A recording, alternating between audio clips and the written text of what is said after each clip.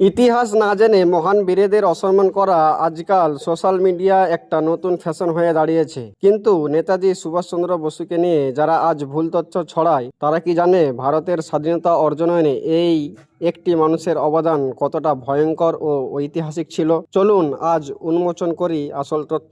নেতাজি যদি ব্রিটিশদের সাথে কোনো আপোষ করতে চাইতেন তবে 1920 সালে তিনি ব্রিটিশ সরকারের সর্বোচ্চ পদ আইসিএস ইন্ডিয়ান সিভিল সার্ভিস এ চতুর্থ স্থান অধিকার করে আরামে বিলাসবহুল জীবন কাটাতে পারতেন। কিন্তু পরাধীন দেশের স্বাধীনতার জন্য তিনি সেই রাজকীয় চাকরি এক মুহূর্তেই লাথি মেরে রাজপথে নেমেছিলেন। ব্রিটিশ সরকার যে মানুষকে সবচেয়ে বেশি ভয় পেত তিনি ছিলেন সুভাষচন্দ্র বসু। 1941 সালে নিজের বাড়িতে গৃহবন্দী থাকা অবস্থায় ব্রিটিশদের হাজারো গোয়েন্দার চোখে ধুলো দিয়ে আফগান ছদ্মবেশে তিনি দেশ ছাড়েন।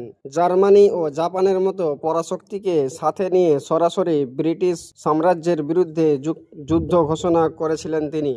যিনি নিজের জীবনের সমস্ত সুখ সম্পদ জীবনকে বাজি রেখে ভারতের স্বাধীনতা ভিত্তি স্থাপন করেছিলেন, তাকে নিয়ে কোনো প্রকার অপপ্রচার করার আগেই ইতিহাসটা জেনে নেওয়া অত্যন্ত জরুরি। দেশপ্রেমের এই বাস্তব ইতিহাসটি সবার কাছে পৌঁছে দিতে ভিডিওটি প্রচুর পরিমাণে শেয়ার করুন। আর আপনি কি নেতাজি সম্পর্কে এই ঘটনাটি জানতেন?